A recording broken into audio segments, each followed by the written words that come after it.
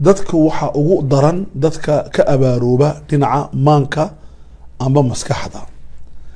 waxaanan idhaahdaa anigu waxaan u bixiyey khumaasiyatu tasaxur, shanta qaybood ee abaarnimadu qofka ay kaga dhacdo ta ugu daran waa 5 nooc weeyaan. amba waxaan u bixin karno abaarnimo un ma ahine lama degaannimo tasaxur, lama degaannimo maskaxeed hadday kugu dhacdo waa mushkilad aada u badan. waxaa loo yaqaano atasaxur alcaqli.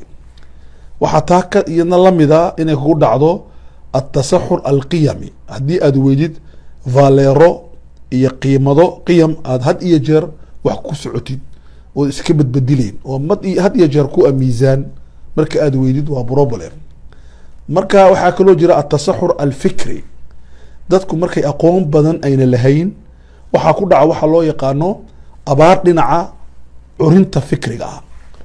yacni waxa weeyaan wuxuu noqdaa sida gaari faraska Ethiopia iyo dhulkaa ka jira ee marka faraska la wado laga xidho dhinaca hareeryaha oo dhan uu arkayo oo wax kale arkayn, bini aadamku saasay noqdaan. marka taasina waa nooca loo fikira markay kaa ba'naato. tasaxurka afaraad waxaa la dhahdaa waa abaarnimada ku dhacda dhinaca siyaasadda. tashanaadina waxa weeyaan waa ta ku dhacda dhinaca manhajka. manhajku waxa weeyaan habka wax loo arko ee wax loo baadho. intaba waxaa ka aaba ah maskaxda oo laga abaaroobo.